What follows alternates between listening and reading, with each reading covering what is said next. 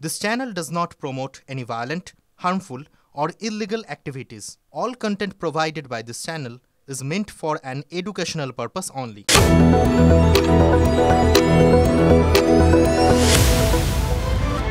নমস্কার, দেখছেন টিভি9 বাংলা। রয়েছে আমি শুভজিৎ মিত্র। শুরু করছি আপডেট বাংলা।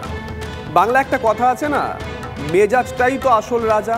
সত্যি আমাদের বঙ্গ রাজনীতিতে এমন অনেকে আছেন মেজাজটাই যাদের পরিচয়।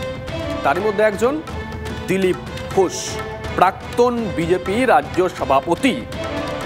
বঙ্গ বিজেপির প্রাক্তন সভাপতি নীরব থাকলে তার প্রতিপক্ষদের বোধহয় খুব একটা ভালো লাগে না। লোকসভা ভোটে হার, দলের খারাপ পারফরমেন্স, তারপর হঠাৎ করে দিলীপবাবু নীরব হয়ে গেছিলেন। আজ নিজের জন্মদিনে শুভেন্দু অধিকারীর হাত থেকে মিষ্টি খেয়ে দিলীপ ঘোষের কামব্যাক। বর্ষার দুপুরে বিজেপির অন্দরে বিতর্কের বরফ কি গলছে? লাখ টাকার প্রশ্ন। লোকসভা ভোটে দলের খারাপ ফলের পর একের পর এক তোপ দেখেছিলেন তিনি। নিজের কেন্দ্র বদল থেকে রাজ্যের নেতৃত্ব সব নিয়েই স্টেপ আউট করেছিলেন প্রাক্তন রাজ্য সভাপতি। যা দেখে শুনে সবাই বলতে শুরু করেছিলেন রাজ্য বিজেপি শাখায় শাখায় ভাগ হয়ে গেছে। তবে কয়েকদিনের তোপের পর হঠাৎ করে চুপ করে গিয়েছিলেন দিলীপ ঘোষ, একেবারে স্পিকটি নট। কেউ বললেন কেন্দ্রীয় নেতৃত্ব চুপ থাকার নির্দেশ দিয়েছে, কেউ বললেন রাজনীতির কেরিয়ার শেষ বুঝে চুপ করে আছেন দিলীপ।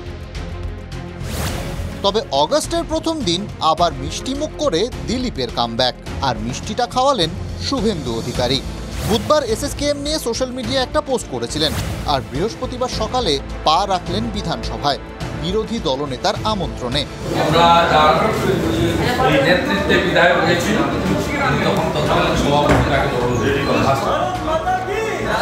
দুদিন আগেও যে দুই নেতাকে দুই মেরুতে বলে মনে হচ্ছিল, তারাই হাসি মুখে এক ফ্রেমে।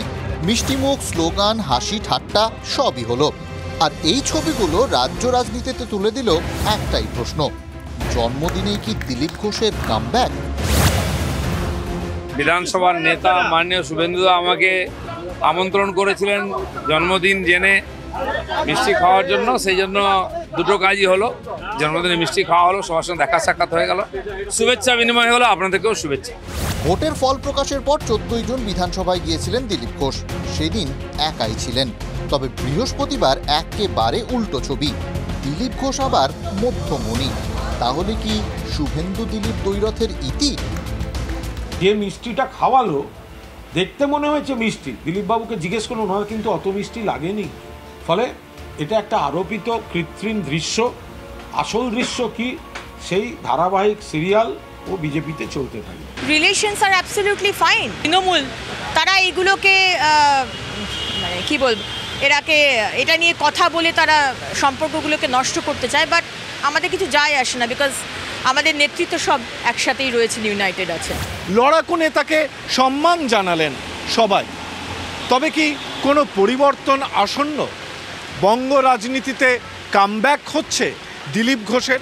আজকের এই ছবির পর, আজকের এই ঘটনার পর নিশ্চিতভাবে প্রশ্নগুলি উঠছেই।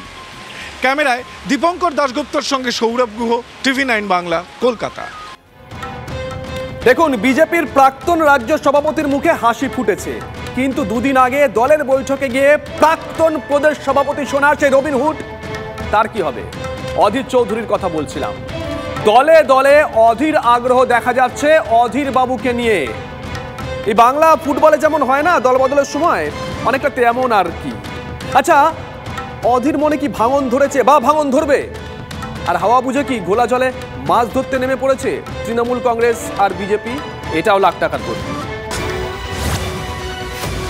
লোকসভা ভোটে বাংলায় ভরাডুবি হওয়ার পরে কংগ্রেসের সর্বভারতীয় সভাপতি মল্লিকার্জুন খাড়গের কাছে প্রদেশ কংগ্রেস সভাপতির পদ থেকে ইস্তফার চিঠি পাঠিয়েছেন বলে জানিয়েছিলেন অধীর চৌধুরী। তবে সেই ইস্তফা গ্রহণ করা হয়েছে কিনা সেই বিষয়ে তাকে কিছু না জানিয়ে দিল্লিতে দলের বৈঠকে যেভাবে তাকে প্রাক্তন বলে উল্লেখ করা হয়েছে, তাতে ক্ষোভ এবং অভিমান প্রকাশ্যে এনেছেন বহরমপুরের প্রাক্তন সাংসদ। খাড়গে সাহেব সভাপতি হওয়ার পর বাকি এমনি সব অস্থায়ী হয়ে যায়। তারপরে ভোটে খারাপ ফলের জন্য সেটা সব সভাপতি বলে আমিও বলেছি, নানা মন্তব্যে খারাপ বলে গেছে আমার, সব মিলিয়ে আমি বলেছিলাম, আমার খারাপ লাগাটাকে প্রকাশ করেছিলাম। ভাই যদি না পোষা আমাকে নিয়ে, আপনারা আমাকে সরিয়ে দিতে পারেন। এরপরই বুধবার কেন্দ্রীয় মন্ত্রী রামদাস আঠওয়ালে এনডিএতে যোগ দেওয়ার আহ্বান জানিয়েছেন অধীরের উদ্দেশ্যে। तो अधीर रंजन चौधरी जी को मेरा निवेदन ये है कि अगर आपका अपमान हो रहा है तो वहाँ रहने से क्या फायदा है। कांग्रेस पार्टी को भविष्य नहीं है और इसीलिए आपने कांग्रेस पार्टी छोड़ना चाहिए और आपने एनडीए में आना चाहिए। ऐसा निमंत्रण मैं आपको देता हूँ। বাংলায় প্রদেশ সভাপতি নিয়ে জল্পনার মাঝে অধীর চৌধুরীকে সরাসরি দলে আসার ডাক তৃণমূল কংগ্রেস ও বঙ্গ বিজেপির।